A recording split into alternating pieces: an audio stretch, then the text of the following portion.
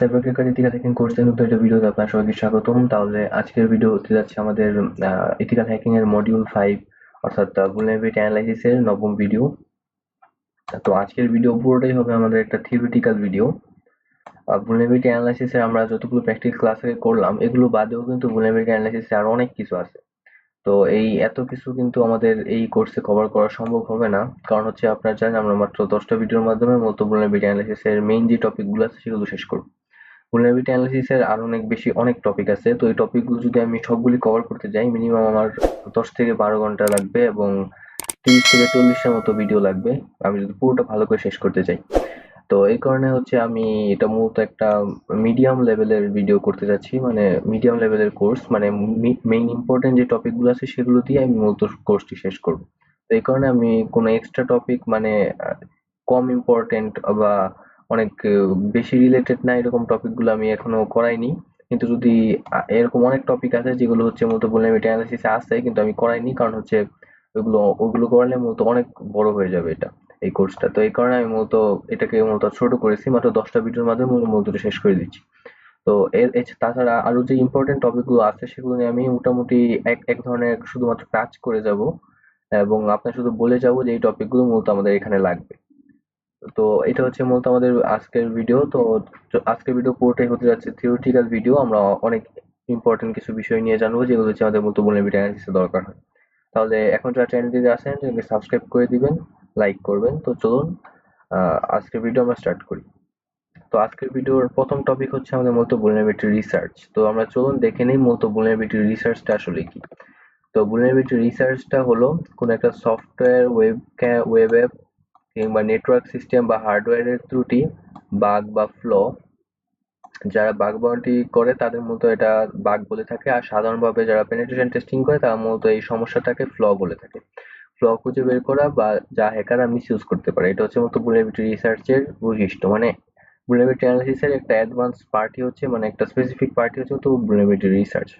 তো এটি যেমন হচ্ছে মূলত আপনার একটা উদাহরণ হিসেবে এখানে দেখতে পারেন, যেমন একটা ওয়েবসাইটে ইউজার ইনপুট সঠিকভাবে যাচাই না করলে হ্যাকার কিন্তু এসকিউএল ইনজেকশন দিয়ে ডাটাবেস বের করে ফেলতে পারে। অর্থাৎ আমরা কোন লগ ইন পেজের ক্ষেত্রে যখন আমরা ইনপুট দেই, তো ওই ইনপুটের ক্ষেত্রে যদি আমরা সঠিকভাবে যদি না দেখে যে ওটা ঠিক আছে কিনা, তাহলে কিন্তু আমাদের এখানে এসকিউএল ইনজেকশন দিতে পারে। তো এসকিউএল ইনজেকশন কিভাবে দেয় সেটা আমরা পরে জানবো ওয়েব অ্যাপ্লিকেশন পেনিট্রেশন টেস্টিং এ জানবো আমরা এটা। তো এই ইনপুট ঘাটাঙের ঘাটতি হলো মূলত একটা vulnerability। তো এটা হচ্ছে মূলত একটা vulnerability রিসার্চের একটা পার্ট। তো তারপর হচ্ছে আমাদের একটা ছোট্ট একটা বিষয়, তো সেটা হচ্ছে মূলত vulnerability রিসার্চার এবং পেনিট্রেশন টেস্টের মধ্যে তো একটা পার্থক্য বা একটা বিষয় এখানে দেওয়া আছে। তো আমরা হচ্ছে এতক্ষণ আমরা যে বিষয়গুলো জানলাম আমরা এই কোর্সে অর্থাৎ vulnerability analysis এ, তো এটাই পুরোটাই হচ্ছে মূলত একটা পেনিট্রেশন টেস্টারের যতটুকু দরকার হয় ততটুকু আমরা মূলত জেনেছি। এবং একজন vulnerability রিসার্চারের যতটুকু দরকার সেগুলো কিন্তু আমরা এখনো জানিনি, কারণ একটা vulnerability রিসার্চের ক্ষেত্রে আরো অনেক অ্যাডভান্স টুল আছে সেগুলো মূলত ইউজ করা হয়, যেমন হচ্ছে মূলত কিন্দ্রা টুল, আইডিএ প্রো, এই প্রো টুলগুলোর মূলত ইউজ করা হয় vulnerability রিসার্চ যারা করে তারা। আর আমরা সাধারণত ইউজ করি হচ্ছে ব্রুকস্যুট, মেটাসপ্লয়েট। তো মেটাসপ্লয়েটের ইউজ আমি দেখিয়েছি, ব্রুকস্যুটের ইউজ আমি দেখাইনি, কারণ হচ্ছে ব্রুকস্যুটের ইউজটা মূলত বেসিক্যালি করা হয় হচ্ছে ওয়েব অ্যাপ্লিকেশন বা ওয়েব অ্যাপ্লিকেশনে পেনিট্রেশন টেস্টিং এর ক্ষেত্রে মূলত ব্রুকস্যুটের ইউজ করা হয়। তো এই কারণে মূলত আমি ব্রুকস্যুটের ইউজ দেখাইনি। তো আমি ওয়েব অ্যাপ্লিকেশনের পেনিট্রেশন টেস্টিং করার ক্ষেত্রে মূলত ব্রুকস্যুট ব্যবহারটা মূলত দেখাবো। তো vulnerability রিসার্চারের মূলত লক্ষ্য থাকে নতুন vulnerability খোঁজা, আর এটা হচ্ছে মূলত সিস্টেমে প্রবেশ করে টেস্ট করা, তো সিস্টেমে যে এক্সিস্টিং vulnerability আছে সেটা মূলত দেখা। তো এটা মূলত কোড বা বাইনারি কোড বিশ্লেষণ করে মূলত vulnerability খোঁজে, আর এটা হচ্ছে মূলত বিভিন্ন প্রকার স্ক্যান বা টেস্টিং এর মাধ্যমে মূলত vulnerability খুঁজে। আশা করি বুঝতে পেরেছেন, আমরা আগে যতগুলো স্ক্যানিং দেখেছি সবগুলো কিন্তু আমরা একটা স্ক্যানিং মেথডের মাধ্যমে কিন্তু মূলত vulnerability খুঁজে বের করেছি। তো এই কারণে আমরা আগে যতগুলো বিষয় দেখেছি সবই হচ্ছে মূলত পেনিট্রেশন টেস্টিং এর জন্য। আর আমরা কিন্তু vulnerability রিসার্চ এরকম কিন্তু দেখিনি। তো যারা vulnerability রিসার্চ নিয়ে যারা আগ্রহী তারা vulnerability রিসার্চেও আলাদা কোর্স করতে পারেন। তো আমাদের পরবর্তী টপিক হচ্ছে মূলত ফাজিং। তো ফাজিং অনেক ইম্পর্টেন্ট একটা টপিক। যারা vulnerability রিসার্চ বা vulnerability অ্যানালাইসিস করতে চায় তাদের ফাজিং সম্পর্কে নলেজ থাকা লাগে। তো ফাজিং পুরোটাই হচ্ছে মূলত প্র্যাকটিক্যাল, কিন্তু এটা আমি যদি ফাজিং নিয়ে যদি অনেক প্র্যাকটিক্যাল করতে যাই তাহলে হচ্ছে অনেক বেশি অন্তত 5 থেকে 6টা ক্লাস লাগবে। তো এই কারণে আমি শুধু ফাজিং সম্পর্কে আপনাদের ধারণা দিয়ে রাখছি। তো ফাজিংটা কি? তো ফাজিং হচ্ছে মূলত একটা সফটওয়্যার টেস্টিং কৌশল, যার মাধ্যমে হচ্ছে যে কোনো প্রোগ্রাম বা সিস্টেমে অপ্রত্যাশিত র্যান্ডম বা ত্রুটিপূর্ণ ইনপুট পাঠানো হয় যেন সেই সিস্টেমের নিরাপত্তা দুর্বলতা বাগ কিংবা বিভিন্ন প্রকার ক্র্যাশ পাওয়া যায়। তো বাগ বা ক্র্যাশ হচ্ছে, আপনারা জানেন যে কোনো ত্রুটিপূর্ণ কমান্ড যদি আমাদের কম্পিউটারে থাকে তাহলে সিস্টেম ক্র্যাশ করে, তো ওই ত্রুটিপূর্ণ কমান্ডটাকে মূলত এখানে ক্র্যাশ বলা হয়। তো এই কৌশলটা কিন্তু অনেক বেশি ইম্পর্টেন্ট vulnerability রিসার্চ বা vulnerability অ্যানালাইসিস করার ক্ষেত্রে। তো এই ধরনের আমরা একটা ত্রুটিপূর্ণ র্যান্ডম বা যে কোনো একটা ইনপুটের মাধ্যমে মূলত আমরা এটা খুঁজে বের করি। তো এই পদ্ধতিটাকে মূলত বলা হচ্ছে মূলত ফাজিং। তো আমরা যখন এসকিউএল ইনজেকশন দিব তখন আমরা মূলত ফাজিং শিখবো এসকিউএল ইনজেকশনের পার্টে।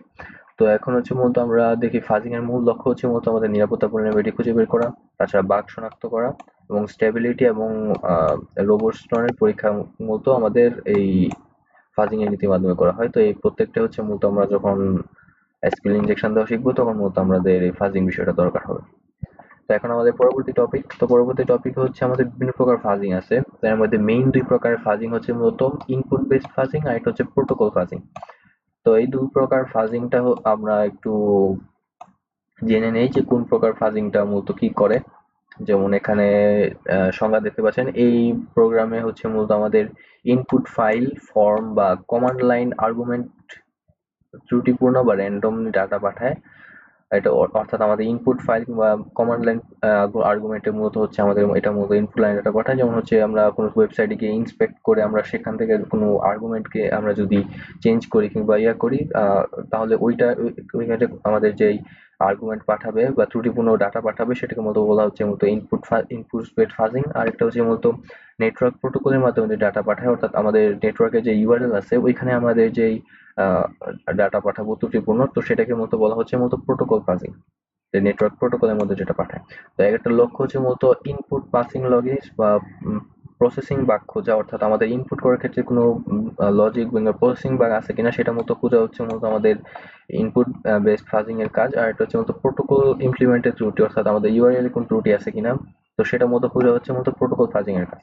তারপর এটা মূলত কোথায় ব্যবহার করা হয়, যেমন পিডিএফ রিডার, ইমেজ প্রেজারের ক্ষেত্রে ইউজ করা হয়। আচ্ছা, সার্ভার, আইওটি, নেটওয়ার্ক পরিষেবা, এপিআই তৈরিতে মূলত এটা ইউজ করা হয়, মানে এপিআই কোনো vulnerability খোঁজার ক্ষেত্রে মূলত এটা ইউজ করা হয়। যেমন হচ্ছে মূলত বিভিন্ন প্রকার টিএক্সটি, পিডিএফ, জেপিজি ফাইলে মূলত এটা ইউজ করা হয়। এটা মূলত এইচটিটিপি, এফটিপি এসব আমাদের প্রোটোকলের মধ্যে ইউজ করা হয়। তো এই ক্ষেত্রে বিভিন্ন টুল ইউজ করা হয়, যেটা হচ্ছে মূলত আমাদের এফএল, লিব ফাজার, পিচ ফাজার, সুলিব, বুফোস। তো এটা হচ্ছে মূলত আমাদের প্রোটোকল ফাজিং টুল। তো আমরা যদি প্রোটোকল ফাজিং শিখি তাহলে হচ্ছে আমাদের মূলত এই টুলগুলো সম্পর্কে জানতে হবে, ব্যবহার জানতে হবে, যেটা অনেক বিস্তারিত ভিডিও হয়ে যাবে, কিন্তু আমি এগুলোতে এখনো যাইনি। তো এটা হচ্ছে মূলত আমাদের ফাজিং নিয়ে মোটামুটি একটা বিস্তারিত। তো এই ফাজিং এর মধ্যেও আরো কিছু টাইপ আছে যেগুলো হচ্ছে মূলত ইম্পর্টেন্ট, যেমন হচ্ছে মূলত পিচ ফাজার। তো এই দুইটা টাইপ হচ্ছে মূলত ইম্পর্টেন্ট, একটা হচ্ছে পিচ ফাজার আর একটা হচ্ছে বোকোস। তো এটা ইম্পর্টেন্ট এই কারণে মতো আমি দুইটা আপনাদের এখানে অ্যাড করেছি। তো চলুন আপনি জেনে নিয়ে আসলে এই পিচ ফাজার এবং বুফোসটা মূলত কি। তো পিচ ফাজারটা হচ্ছে মূলত একটা শক্তিশালী কমার্শিয়াল, বাণিজ্যিক এবং ওপেন সোর্স ফাজিং ফ্রেমওয়ার্ক, একটা টুলও বলতে পারেন এটা, যা ইনপুট বেসড এবং প্রোটোকল বেসড ফাজিং দুই ধরনের ফাজিং এর মতো সাপোর্ট করে। আমরা যদি ফাজিং নিয়ে ভিডিও করতাম তাহলে মূলত আমরা এই পিচ ফাজিং কিভাবে ইউজ করতে সেটা মূলত আমরা দেখাতাম, কিন্তু এটা আমাদের এসকিউএল ইনজেকশন কিংবা অন্যান্য পার্টে মূলত চলে যায়, এই কারণে মূলত এটা ভালো করে দেখাইনি, কিন্তু এটা মূলত vulnerability analysis এর একটা বিশেষ পার্ট। সো এটা হচ্ছে আমাদের এখানে বৈশিষ্ট্য হচ্ছে আমাদের network file, API, IoT device মতো এটা সাপোর্ট করে। তো এক্সএমএল বেসড ফাজিং কনফিগারেশন খোঁজার ক্ষেত্রে মধ্যে ইউজ করা হয়, তাছাড়া কাস্টম প্রোটোকলের মধ্যে এটা কাজ করে। তো ফাজিং অটোমেশন, ডাটা মনিটরিং করার ক্ষেত্রে মধ্যে এটা ইউজ করা হয়। তারপর আমাদের বুফোস হলো মূলত পাইথন ভিত্তিক একটা ওপেন সোর্স প্রোটোকল ফাজিং আর ফ্রেমওয়ার্ক। তো এটা হচ্ছে মূলত আমাদের সুলে ফাজারের আপডেটেড এবং উন্নত সংস্করণ। সুলে ফাজার হচ্ছে আরেকটা টুল, তো সেটার আপডেটেড ভার্সন হচ্ছে মূলত বুফোস। তো সেটার মধ্যে হচ্ছে পাইথন স্ক্রিপ্ট দিয়ে সহজেই ফাজিং টেস্ট করা যায়। ফাজিং টেস্ট হচ্ছে মূলত একটা লজিক্যাল টেস্ট, এটা এটা আপনারা পরবর্তীতে জানবেন। একটা ফাজিং টেস্ট মূল লজিক্যাল টেস্ট একটা। তো এটা আপনারা যখন এটা সম্পর্কে বিস্তারিত আমরা পরে আলোচনা করব তখন আমরা বলবো। তো এখানে তো লাইভে আমরা টিসিপি, ইউডিপি, এইচটিটিপি, এফটিপি প্রোটোকলের মধ্যে ফাজিং টেস্ট করতে পারি। তো ফাজিং অটোমেশন, কাস্টমাইজেশন এর মধ্যে করা হয়, তাছাড়া ক্র্যাশ মনিটরিং ও মূলত এর মাধ্যমে করা যায়। আশা করি ফাজিং বিষয়টা মোটামুটি বুঝতে পেরেছেন। তো আপনাদের এতটুকুই বেসিক ধারণা নিয়ে রাখেন, আমরা পরবর্তীতে যদি এসকিউএল ইনজেকশন, ওয়েব পেনিট্রেশন ওইগুলো নিয়ে আলোচনা করবো, এগুলো আরো বিস্তারিত আলোচনা করবো। শুধুমাত্র ধারণা আপনারা নিয়ে রাখেন। বা আপনারা চাইলে আপনারা নিজেরা শিখে রাখতে পারেন। তো এখন হচ্ছে মূলত আমাদের স্ট্যাটিক অ্যান্ড ডাইনামিক অ্যানালাইসিস। তো আমরা যখন ওয়েবসাইট অ্যানালাইসিস করব vulnerability, তো ওইটার ক্ষেত্রে আমাদের বিভিন্ন ভাবে আমরা অ্যানালাইসিস করতে পারি। একটা হচ্ছে মূলত স্ট্যাটিক অ্যানালাইসিস করতে পারি, একটা হচ্ছে ডাইনামিক অ্যানালাইসিস করতে পারি। তো স্ট্যাটিক অ্যানালাইসিসটা কি? স্ট্যাটিক অ্যানালাইসিস হচ্ছে প্রোগ্রামের কোডের মান ও সিকিউরিটি চেক করার জন্য উপযুক্ত কারণ এটি কোড রান না করে চিহ্নিত করতে পারে। মানে আমাদের স্ট্যাটিক অ্যানালাইসিস হচ্ছে আমাদের যখন কোনো প্রোগ্রামের কোড এবং সিকিউরিটি রান করার উপযুক্ত কিনা সেটা মূলত আমাদের কোড রান না করে যখন আমরা খুঁজে বের করতে পারি, তো সেটাকে মূলত বলা হয় স্ট্যাটিক অ্যানালাইসিস। আর যখন আমরা কোড রান করে বুঝতে হয় যে ওইটা আমাদের নিরাপদ কিনা, উপযুক্ত কিনা, তাহলে এটাকে মূলত বলা হয় ডাইনামিক অ্যানালাইসিস। তো আশা করি বুঝতে পেরেছেন। তো এখন হচ্ছে আমাদের একটু পার্থক্য যদি দেখি স্ট্যাটিক অ্যানালাইসিস ও ডাইনামিক অ্যানালাইসিসের মধ্যে। তো স্ট্যাটিক অ্যানালাইসিসে কাজ করার সময় হচ্ছে আমাদের কোডের রিসোর্স বা ডিসক্রিপশন পর্যবেক্ষণ মূলত করা হয়, আর কোড রান টাইম পর্যবেক্ষণ করা হয়। ডাইনামিকের ক্ষেত্রে প্রধান লক্ষ্য থাকে কোডের সমস্যা রান করার আগে চিহ্নিত করা হয়, আর এটা হচ্ছে রান করার পর চলমান আচরণ পরীক্ষা করে তারপর হচ্ছে মূলত চিহ্নিত করা হয়। তাছাড়া প্রধান ব্যবহার হচ্ছে কোড রিভিউ, নিরাপত্তা কোড মান যাচাইকরণ, তো এগুলো মূলত এটা ইউজ করা হয়। তাছাড়া পারফরমেন্স, সিকিউরিটি, ক্র্যাশ টেস্টিং, এগুলো মূলত হচ্ছে ডাইনামিক অ্যানালাইসিসের পার্ট। তো আমি চেষ্টা করব আপনাদের এরকম কিছু বিষয়গুলো আমার পরের পার্ট অর্থাৎ 10 নম্বর ভিডিওতে আমার মূলত দেখিয়ে দেওয়ার প্র্যাকটিক্যালি, যেন আপনাদের একটু কনফিউজ না হন। তো উদাহরণ হিসেবে এখানে বিভিন্ন প্রকার মিসম্যাচ, ভুল কনফিগারেশন কল এটা আছে। তাছাড়া মেমোরি লিক, পারফরমেন্সের সমস্যা, তো এগুলো মূলত হচ্ছে ডাইনামিক অ্যানালাইসিসের পার্ট। তাছাড়া এখানে বিভিন্ন প্রকার টুল ইউজ করা হয়। আমি জানি এই টুলগুলো আপনারা এখনো শুনেননি স্ট্যাটিক অ্যানালাইসিস করার ক্ষেত্রে। আমরা ডাইনামিক অ্যানালাইসিসের এই টুলগুলো অর্থাৎ ওয়েয়ারশার্ক এবং গ্রুপসুট, এই দুটার নাম আগে শুনেছি, এবং ওয়েয়ারশার্ক দিয়ে আমরা মূলত অনেক কাজ আগেও করেছি। আর গ্রুপসুট মূলত আমরা পরবর্তীতে যখন ওয়েব পেনিট্রেশন টেস্টিং করব তখন আমরা দেখব। তো এটার ফলাফল হচ্ছে দ্রুত ফলাফল, কম ফলস পজিটিভ, বাস্তবিক সমস্যার সঠিক ও নির্ভুল সমাধান দিয়ে থাকে। এখন হচ্ছে মূলত আমাদের রিভার্স ইঞ্জিনিয়ারিং। তো রিভার্স ইঞ্জিনিয়ারিং নিয়ে হচ্ছে পুরো একটা কোর্স আপলোড করা যাবে, এটা এত বড় একটা টপিক। আর এটা মানে পুরোটা হচ্ছে আমাদের vulnerability রিসার্চের ক্ষেত্রে লাগে না। বেসিক কিছু কিছু পার্ট আছে যেটা মূলত হচ্ছে vulnerability analysis এর ক্ষেত্রে লাগে, কিন্তু অনেক বেশি ইম্পর্টেন্ট টপিক, তাই এই কারণে মূলত রিভার্স ইঞ্জিনিয়ারিংটাও মূলত আমি একদম বেসিক লেভেলের নলেজ যেটা আছে সেটা মূলত আমি এখানে রেখেছি। তো রিভার্স ইঞ্জিনিয়ারিংটা আসলে কি? তো রিভার্স ইঞ্জিনিয়ারিং একটা প্রক্রিয়া যার মাধ্যমে হচ্ছে একটা প্রোগ্রাম, সফটওয়্যার বা সিস্টেমের কার্যকরী উপাদানগুলো পুনর্গঠন এবং বিশ্লেষণ করা যায়। কোনো প্রোগ্রাম বা সফটওয়্যার বা সিস্টেম, কোনো প্রোগ্রাম, সফটওয়্যার, সিস্টেম সবই কিন্তু এখানে পড়ে যায় এই প্রকারভেদের ভিতরে। পুনর্গঠন এবং বিশ্লেষণ করা যায় যাতে এর অন্তর্নিহিত কাঠামো এবং কার্যপদ্ধতি বোঝা যায়। তো এটা হচ্ছে আমাদের বুঝতে পারছেন যে সকল ধরনের প্রোগ্রাম, সফটওয়্যার বা সিস্টেম হচ্ছে খুলে খুলে দেখা যায় এটার ভিতরে কি আছে। তো এই করাটাই মূলত বলা হয় কি রিভার্স ইঞ্জিনিয়ারিং। তো এটা হচ্ছে একদম বিশেষ ধরনের সিকিউরিটি রিসার্চ, সফটওয়্যার ডিবাগিং কিংবা ত্রুটি প্রক্রিয়া খুঁজতে মূলত রিভার্স ইঞ্জিনিয়ারিংটা ইউজ করা হয়। তো এটার কিছু কাজ আছে, কাজ, তো এই কাজটাই মূলত আমাদের এখানে দেওয়া। তো কাজটা হচ্ছে এখানে সিকিউরিটি অডিট, অর্থাৎ সব সফটওয়্যার দুর্বলতা খুঁজে তা মালওয়্যার বিশ্লেষণ, এই মালওয়্যার ট্রোজান সম্বন্ধিত কোড সম্পর্কে আলোচনা। তো আমাদের মডিউল 7 কিন্তু হচ্ছে আমাদের ম্যালওয়্যার বা ট্রোজান হর্স। তো আমরা যখন ওইটা আলোচনা করব তো ওইখানে আমাদের রিভার্স ইঞ্জিনিয়ারিং সম্পর্কে আলোচনা আসবে। আমাদের প্রোপ্রাইটারি সফটওয়্যার অ্যানালাইসিস বা আমাদের যে কোনো প্রকার কম্পাইল কোর্স থেকে সোর্স কোড কিংবা ইনপুট কিংবা আউটপুট ফর্মের বিশ্লেষণ করার ক্ষেত্রে মূলত এটা ইউজ করা। তো রিভার্স ইঞ্জিনিয়ারিং এও বিভিন্ন প্রকার রিভার্স ইঞ্জিনিয়ারিং করা যায়, যেমন হচ্ছে মতো static reverse engineering, dynamic reverse engineering. প্রকারভেদটা ঠিক আগের মতোই। আমাদের যেমন সোর্স কোড বাইনারি করে বিশ্লেষণ, কোনো ডিবাগিং টুল বা রান টাইম এক্সিকিউশন ছাড়াই মূলত এটা করা হয়। মানে আমাদের আগের মতোই, শুধু আগের মতোই, মানে আগের মতোই পুরোটা বলতে পারেন যে ওইখানে হচ্ছে আমাদের কোডগুলো এক্সিকিউট না করে মূলত আমাদের এটা খুঁজে বের করা হয়। আর এটার ক্ষেত্রে কোনো রান টাইম এক্সিকিউশন থাকে না, আর ওইটার ক্ষেত্রে মূলত রান টাইম এক্সিকিউশন থাকে। যেমন হচ্ছে এখানে ডাইনামিক রিভার্স ইঞ্জিনিয়ারিং হলো রান টাইম পর্যায়ে কোডের কার্যকারিতা পরীক্ষা করা, আর এটা হচ্ছে মূলত এখানে কোডকে এক্সিকিউট করা হয়, আচরণ, ইনপুট, আউটপুট এবং অন্যান্য রান টাইম ইন্টারঅ্যাকশন পর্যবেক্ষণ করা হয়। এই রান টাইম পর্যবেক্ষণ করে মূলত হচ্ছে ডাইনামিক রিভার্স ইঞ্জিনিয়ারিং করা হয়, আর এটা মূলত হচ্ছে কোড বিশ্লেষণ করার মাধ্যমে কোড ডিবাগিং করে আমাদের মূলত স্ট্যাটিক রিভার্স ইঞ্জিনিয়ারিং করা হয়। তো এটার একটা বিশ্লেষণিক আমরা একটা ছক আমরা এখানে দেখতে পাচ্ছি। তো এটা হচ্ছে মূলত এটাই সম্ভবত আমাদের লাস্ট টপিক আজকে। তো স্ট্যাটিক এবং ডাইনামিক রিভার্স ইঞ্জিনিয়ারিং। তো স্ট্যাটিক এবং এটার মধ্যে একটু পার্থক্যগুলো দেখে, যেমন এটা হচ্ছে মূলত কোড বিশ্লেষণ করে, ডিবাগিং না করাই। আর এটা কোড রান করার সময় আচরণ বিশ্লেষণ করে। তো কোড রান করার সময় এটা আচরণ বিশ্লেষণ করবে, আর এটা হচ্ছে মূলত আমাদের কোড বিশ্লেষণ করবে ডিবাগিং না করে।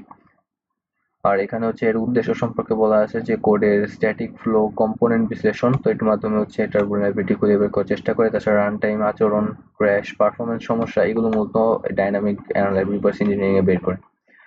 সোর্স কোড বাইনারি ফাইলে ডিজিটাল সমস্যা খোঁজার ক্ষেত্রে মূলত এটা ইউজ করা হয়। আর এখানে হচ্ছে আমাদের সফটওয়্যার বা রান প্রোগ্রাম করার ক্ষেত্রে ডিবাগ সমস্যা খোঁজা হয়। তাছাড়া এখানে কোডের বাগ খোঁজা, সফটওয়্যারের গঠন বিশ্লেষণ মূলত স্ট্যাটিকের পার্ট। আর ম্যালওয়্যার বিশ্লেষণ, রিয়েল টাইম কার্যকারিতার মূলত আমাদের এর মাধ্যমে ট্র্যাক করা হয়। তো আমি এইগুলার অল্প কিছু টপিক আমি 10 নম্বর ভিডিওতে আমি একটু হিন্টস দিব। আমি পুরোটা এত বিস্তারিত ভিডিও করব না, আমি শুধুমাত্র একটু হিন্টস দিয়ে দিব যেন আপনারা আসলে বুঝতে পারেন এই বিষয়গুলো আসলে একটু প্র্যাকটিক্যাল। তো আপনাদের মতো এখানে মতো টুল ইউজ করতে হবে, আইডিয়া, গিনরা, বাইনারি নিনজা। তো এখানে মতো অলিটপ, x64, ডিবিজি, ফ্রিডা, ওয়ারশার, তো এগুলোর মতো আমাদের ইউজ করতে হবে। তো আমি হচ্ছে 10 নম্বর পার্টে এগুলোর একটু হিন্টস দিয়ে দিব এবং কিছু প্র্যাকটিক্যাল দেখাবো। খুবই কম প্র্যাকটিক্যাল দেখাবো, মানে একদম খুবই কম। তো ওই ভিডিওতে আপনার মতো একটু দেখলে আশা করি বুঝতে পারবেন এই বিষয়গুলো, একটু প্র্যাকটিক্যালি বুঝতে পারবেন। এখন মনে হয় আপনারা শুধুমাত্র একটু থিওরি বুঝালাম, যেন এই বিষয়গুলো কিন্তু আমাদের এরকম না যে আপনাদের ফুললি ভালো করে শিখতে হবে। আমাদের vulnerability analysis এর জন্য আপনাদের এগুলো সম্পর্কে মোটামুটি লেভেলের ধারণা থাকলেই মূলত আপনাদের vulnerability analysis আপনারা করতে পারবেন। কিন্তু এই টপিকগুলো হচ্ছে মূলত ইম্পর্টেন্ট, এরকম না একদম আনরিলেটেড। তো এই কারণে আমি মূলত এটা মূলত এই টপিকগুলো মূলত দেখালাম। তো পরবর্তীতে আমাদের আরো কিছু থিওরিটিক্যাল পার্ট কিন্তু বাদ আছে। তো ওই থিওরিটিক্যাল পার্টটা এবং আজকে যতগুলো দেখালাম এগুলোর প্র্যাকটিক্যাল পার্টটা কিভাবে আপনারা করবেন সেটা মূলত আমরা দেখাবো প্র্যাকটিক্যালি। তো আজকের জন্য এতটুকুই, ভিডিও লম্বা করছি না। যারা এখন চ্যানেলটিতে আছেন সাবস্ক্রাইব করবেন, লাইক করবেন, কমেন্টে আপনার মতামত জানাবেন। তো আজকের জন্য এতটুকুই, থ্যাংকস ফর ওয়াচিং।